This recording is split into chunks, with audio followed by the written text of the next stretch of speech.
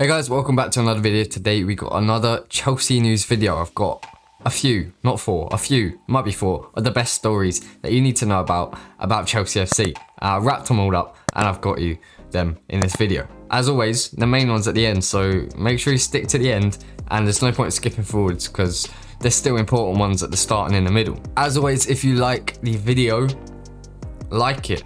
If you, like me, subscribe. Let's get into it. So starting off, as we did in the last news video, which went pretty well, so thank you to everybody who has liked that, watched it at all, clicked on it at all. We went through some of the Chelsea players in the over their European, the international break, what they're doing across the world. We spoke about Armando Broja, a couple of players, and obviously England play tonight, so the majority of the Chelsea players, Mason Mount, Chilwell again. REECE James is actually injured, but we'll speak about him later. They'll be in action tonight, but the ones that were in action last night, we've got a little bit to talk about. Starting off with Kai Havertz. Now, Kai Havertz and Timo Werner both played for Germany, beating Macedonia 4-0 in the end, and they are in fact the first nation to qualify for the World Cup. And in doing so, winning 4-0, Kai Havertz bagged one. It was an empty net. It was an open goal assisted from Thomas Müller.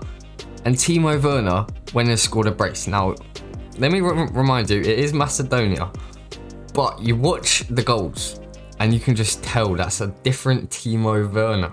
It's a different Timo Werner playing there and playing for Germany. Both the goals, they were spectacular. You never see Timo Werner hit shots with much power. One of them, the first one, top bins volley from inside the box. For no time to think about it, composure at its finest. And that's literally Timo Werner's worst nightmare, composure. And then the other one, a little cheeky green time finesse on the edge of the box into the side netting. Beautiful. The 25-year-old has now got 5 goals in his last 5 games for the national team. And I did see Thomas Tuchel and the German coach, the old Bayern manager, what's his name? Hansi Flick, that's his name. Thomas Tuchel spoke with Hansi Flick how to utilise Werner the best. And if he's talking to him about how to do this, if we could see this in the Premier League, the Champions League, the FA Cup, the Carabao Cup, oh my goodness, it is going to be a nightmare for defenders, especially if he can establish a partnership with Romelu Lukaku, who is also on fire. He managed to get another banger for Belgium against France. Didn't play in the next game. I think he came back to London with just aching. So he's back in England, I'm pretty sure now. And the second international player we're going to talk about, third if you can count Kai Havertz, Ethan Ampadu. Now Wales won their game 1-0. Don't know who it was against. Can't lie, I did not follow them. I do not follow Wales international team. But Ethan Ampadu played as a left centre-back in the back 3 for Wales. They won 1-0, and like I said, I didn't watch the game. I don't particularly follow them, but according to a lot of people, and this report especially, he performed very well in that left centre-half position where he was playing for Sheffield United in the Premier League last season. Now obviously, Thomas Tuchel plays a similar back 3 for Chelsea. Ethan Ampadu is on loan at Venezia right now. Yep, me too. Who are they then? And although he's been around for a long time, he is only 21. So he has still got a lot of time left in his career to break into the Chelsea first team.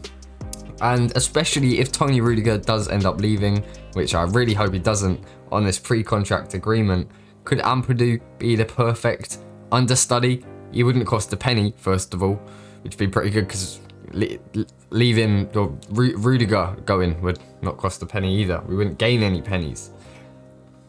So if he does continue to feature for Wales in that role, why can't he do it at Chelsea? Now one more who is not actually a Chelsea player, Aurelien Tchouameni. Now I probably got his name wrong. He is basically, we know that N'Golo Kante cannot be replaced. But Jesus Christ, this man, how old is he? 20? I don't know. He's just very good. He replaced him against one of the best teams in the world in Spain, I believe. And yeah, they won the Nations League. He was playing very well. He broke up every Spanish attack pretty much and initiating counter-attacks. He outperformed Pogba that night, yeah, they ended up winning.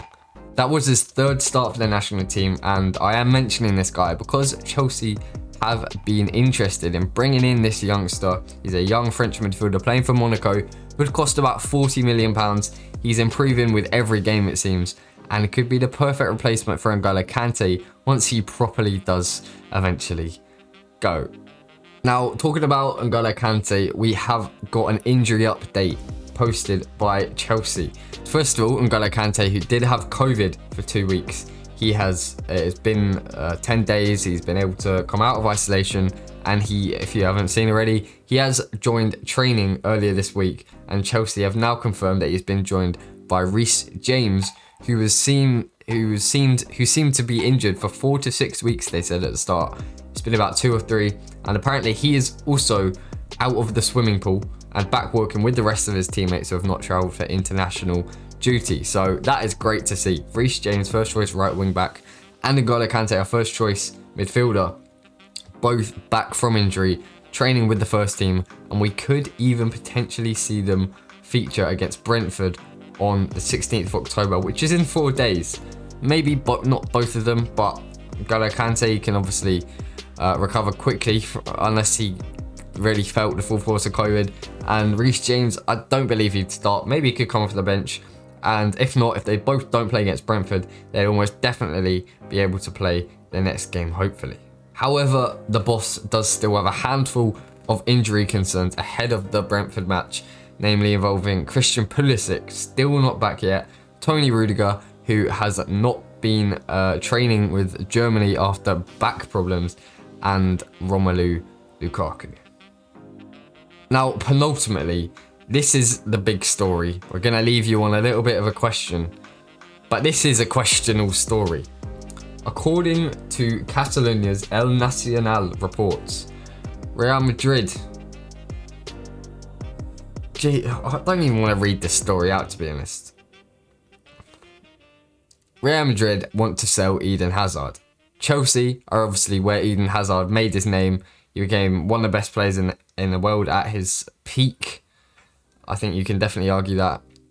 And then he went to Real Madrid for big bucks and has completely flopped due to a lot of injuries. Chelsea have been looking at potentially signing Hazard back since, maybe on a loan deal or maybe a little transfer fee. Real Madrid just want to get him out of the club, really, and bringing him to Chelsea, I think, would be a lovely fairy tale ending. And you never know, we may even be able to get him back up to that full form that he once showed, which was incredible. And Real Madrid are looking like they're reportedly taking advantage of Hazard's potential Blues return by nabbing REECE James. They are apparently preparing or have prepared or thinking about offering Eden Hazard in an exchange for REECE James. Now, I don't think this... in what world could this be a straight deal? Straight swap would be a disgrace to not only REECE James, but Eden Hazard as well. I think even he'd be like, no, don't disrespect my boy REECE James like that. He's worth a lot more than me right now. Obviously, they would have to be expected to pay a little sum of money as well. But first of all, we're not going to sell REECE James. We're not going to want to sell REECE James. Second, I don't think he'll want to leave anytime soon. He's just won the Champions League. Just won the Champions League with us. He's starting every game at right wing back under one of the best managers in the world and one of the best teams in the world, challenging for the Premier League and the Champions League title once again. What does Real Madrid have to offer on top of what Chelsea offers to REECE James? And lastly, he's a lifelong Chelsea fan. He's finally got his move up. It's nailing down a first team spot at Chelsea. So why would he now leave? I don't know. He is 21 years old, maybe in the future potentially, but not now. Definitely not now. Carlo Ancelotti, their manager, is reportedly a huge fan of the Blues right back, but I don't see this happening at all. REECE James won't leave, and if I'm being totally honest, I think it would be a bit of bad business if we do end up signing Eden Hazard, although I'd love it to happen. Just bringing in all the things, like, it would cost a lot of money. We'd have to pay his wages, we'd have to pay a fee if we were to get him permanently. He's always injured. It's just not really going to be worth it. And lastly, the whole Newcastle takeover, it is really interesting to me. It's fascinating. And with Steve Bruce looking like he will be getting kicked out by the Saudis, who have just taken over the new Newcastle, the new era, I was going to say. Taken over Newcastle for the new era. Frank Lampard, ex-Chelsea manager, is now the man tipped to be chosen to take this new era forward. The 43-year-old obviously retired from football after he played in America, didn't he? Chelsea, then went to City for a season. Yeah. Then went to America. Did he go? I'm pretty sure he went to America. And then he took charge of Chelsea for a year and a half. And then he got sacked. He got the sack. Thomas Tuchel came in, and the rest is history. Won the Champions League in his first 6 months at the club. And according to the Sun, it is the Sun, they understand that Lampard is going to be high up on the shortlist of signing for Newcastle. However, I don't see this happening. He was also high up for the Crystal Palace job, which Patrick Vieira has ended up taking. And I just think that he won't go back into management for a long time. He got his chance at Chelsea. He took it. He kind of fumbled it towards the end. But obviously he brought through some great players like Mason Mount, REECE James, he's spoken about on TV, I've seen before. He was the one who brought them into the first team. Now they're winning the Champions League, getting raised for the Ballon d'Or, Mason Mount. And I just don't see this happening anytime soon. I think on paper it's a very good move, but I think Stevie G will be the manager to take over at Newcastle instead. But I'd like to hear your opinions down below. Thank you very much for watching. If you stuck around, that is very nice of you. Thank you for watching. I literally just said that. Like, subscribe, and see you guys next time for another video. And goodbye.